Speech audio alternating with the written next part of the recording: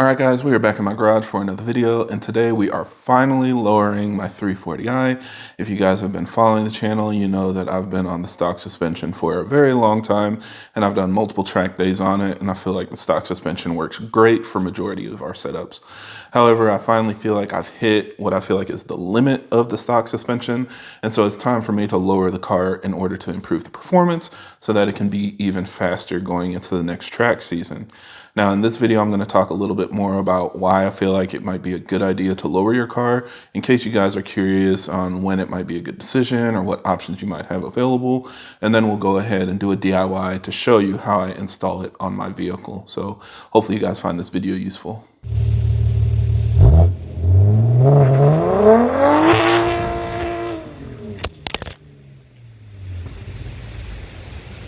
Now, as always, for everybody that's new to the channel, I create these videos to help keep you updated on the latest developments in our community, as well as discuss technical topics so that we have a better understanding of how our engines work. So if you're interested in more videos like that, be sure to subscribe because there will be a lot more coming out in the future. Now, as we get into this, just a reminder that H&R is a partner with the channel. They have sponsored my build, and so with that in mind, I opted to go for the H&R Sport Springs. These are their entry-level springs that give your car a modest drop without affecting, drivability too much. Now, this works great for a lot of people, but they also offer a super sport spring. This lowers your car even more, and the only trade-off is a little bit stiffer. It might give you a little bit more of a harsher ride when you're driving around town, but it does help improve the performance further. And then finally, they do offer a coilover suspension option that you don't really see very often because it's not really designed to fit with cars that come with adaptive suspension, but it's a great option to get you on a coilover setup that'll allow you to corner balance your car and truly set it up for track duty. Now, in my case, like I said, I went with the sport springs for a couple different reasons. One is with the stock suspension, I was really limited on camber. As you guys can probably imagine, going through turns, camber is really important to optimize your speed and stability when you're going through a turn. And with the stock suspension, I was limited to around negative 1.5 degrees of camber in the rear. So this was an opportunity for me to lower the car so that I could increase my camber and allow the car to go faster through turns, which should hopefully turn into faster lap times next year. Also, of course, it does lower the center of gravity of your car, which is great for driving dynamics. And the sport springs don't stiffen the car too much. And like I've also explained in my past videos, I'm a fan of suspension compliance.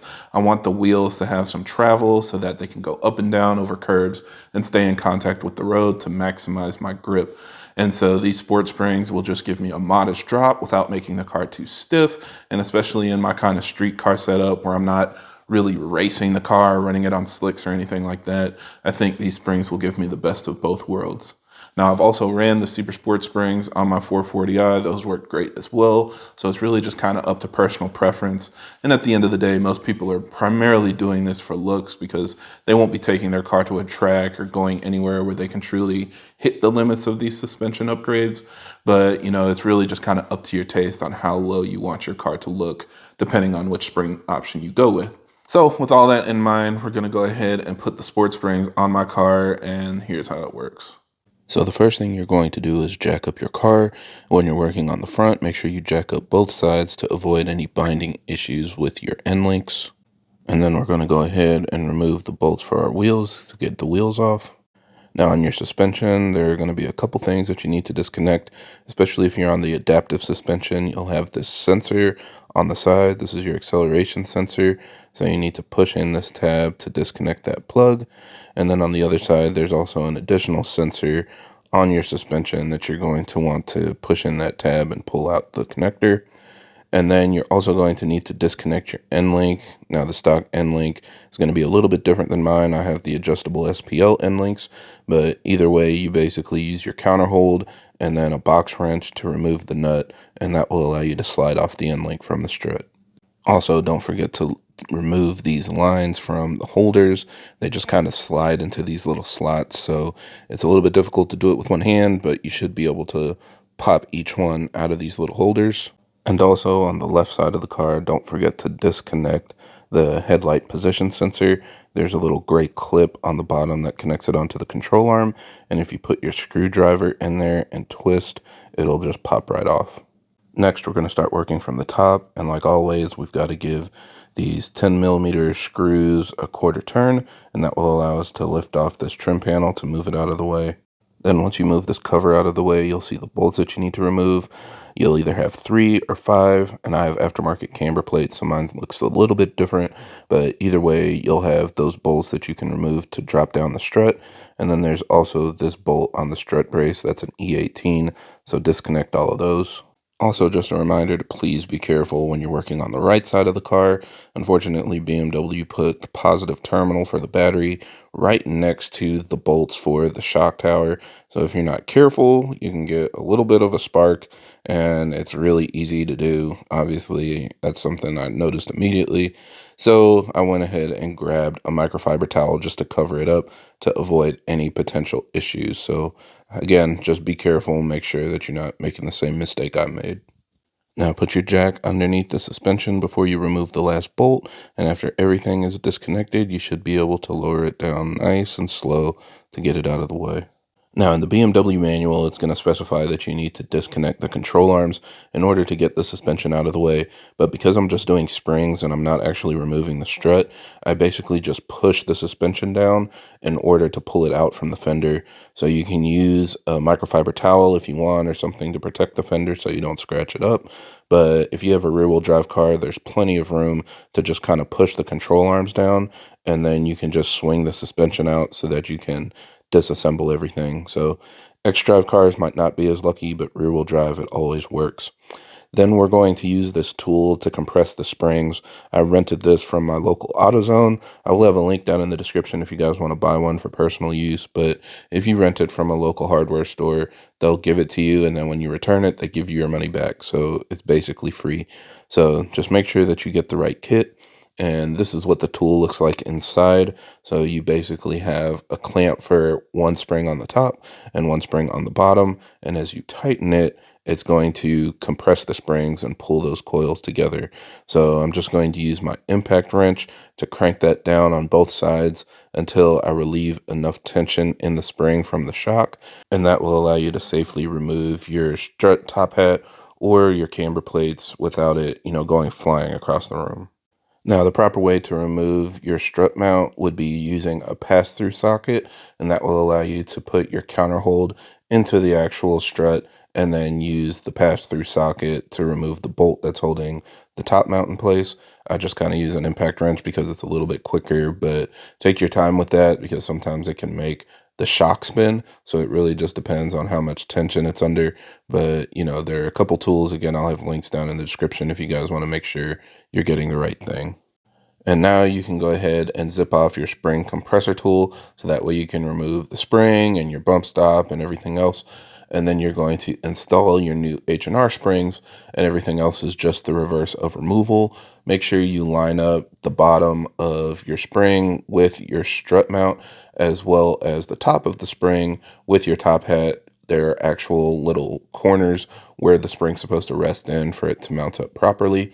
And you probably won't need the spring compressor tool again because the H&R springs are actually shorter than your stock springs, so you shouldn't need to compress them as much in order to get your top hat or your camber plates back mounted. So you can see I just kind of pushed down on my camber plates a little bit to get the nut back screwed on, and that allows me to get everything reinstalled. You'll just jack it back up into the strut tower, torque everything down. I will put torque specs down in the description, as well as part numbers for the bolts if you want to replace them like BMW says you should. Next, we're going to switch to the back of the car, so lower the front, jack up the rear, and if your car is rear-wheel drive like mine, make sure you put some wheel chocks under the front wheels so that it doesn't roll forward. And then same deal, we're going to remove all 5 of the wheel bolts so we can take the wheels off to access our springs. Then underneath the control arm, you're going to see 4 holes in this control arm cover. And so you're going to grab your 10mm, and sorry, I'm doing a horrible job at showing you where these screws are, but grab your 10mm socket and remove each of those nuts, and then you'll be able to remove that cover. Now with the cover out of the way, you can put a jack underneath the control arm, and this is just going to hold it in place so the spring doesn't, just shoot it off while you're removing these 2 bolts. There's one bolt holding the shock, and there's one bolt holding onto the nut, and so grab your impact wrench and your box wrench as a counter hold to remove those screws. And once you've done that, then you can slowly lower the jack so that the spring can fully be released. Also, don't forget, in the left side, there's going to be, again, another headlight position sensor, so you can see it down here. You can remove it by undoing this nut, and that will allow you to move the position sensor out of the way so you don't damage it when you're extending the control arm. And now you have the clearance that you need to push down on the control arm a little bit more so that you can fully remove the spring. Now, once you've pulled it out, you'll see that there are these kind of locator parts on the top and the bottom. So you're going to remove the rubber one from the bottom as well as the metal one from the top. And if you look inside of it, you can see there are like these alignment features where you need to basically locate your spring for it to be put in the right position. So once you take those off of the stock springs, we're going to transfer them over to the new H&R springs. And you can even see in the control arm, there's a little hole that aligns with this little nub on the bottom rubber bushing part that you can locate it. So just make sure that that is going into the hole as you put the spring back into position, and that will make sure that everything is lined up properly. And then again, at this point, installation is just the reverse of removal. Go ahead and jack up your control arm until you get all the holes to line up with your shock as well as your knuckle. And then you'll put the bolts and the nuts back through and tighten those down. Again, I'll have torque specs down in the description so that you guys can make sure it's torqued down properly. But that's basically how you get all of your springs installed. Now, after you've installed your suspension, you're going to want to do two things. The first thing, of course, is get an alignment done, because once you lower your car, like I described, it increases your camber, but it's also going to change your toe and some other aspects that need to be corrected. So usually we recommend letting your car settle for a couple days, then bring it to a shop where you can get a good alignment on your car. Now, after you've got all of that situated, you're also going to want to re-level your headlights. When you lower your car, it can potentially throw things off. So when you're driving around town, the headlights aren't going to be pointed in the right direction. And that's really easy to do. All you want to do is basically use a tape measure to measure about at the center of where your headlight beam would be. Then basically you're going to want to bring your car over to a flat surface and point it to a wall and turn on your headlights so you can see where the cutoff on your headlight beam is. Now, typically you want to measure the height and drop like 1 or 2 inches from that center line of your headlight, because otherwise if it's pointed straight forward or even up a little bit, it can blind oncoming traffic. So just kind of use your best judgment on how high you want that beam cutoff to be. And that's going to be pretty much it. So at that point, you've got your car lowered. Feel free to, take it through its paces. I highly recommend taking it to an autocross or a track day so you can truly enjoy the benefits of lowering your car to this degree. It's really going to be the best opportunity to see the gains. Of course, you're going to feel it around town, and the car will be more fun to drive and more enjoyable to look at. But the performance aspect is something that I highly recommend everybody tries to experience at least once. But yeah, I think that's pretty much it for this video. So thank you guys for watching, and I hope this helps. And if you have any other questions or comments, leave them down below.